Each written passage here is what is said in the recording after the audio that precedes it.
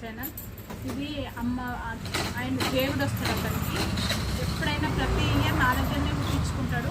అంటే ఇట్లా పట్నాలు వేసేవాళ్ళు, ఇళ్ళల్లో వేరే వాళ్ళు, ఎవరైనా దేవుణ్ణి చేసుకునే వాళ్ళు వాళ్ళ ఇళ్ళలోకి ఎక్కువ పోతాడు. అందుకే ఇగో జెంట్స్ ఇట్లా కుట్టించుకుంటాడు ఎప్పుడైనా.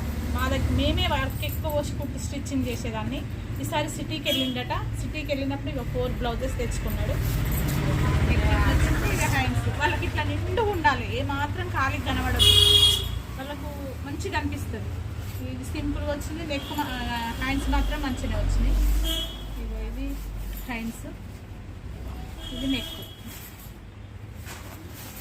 ఇగో ఇది హ్యాండ్స్, ఇది నెక్.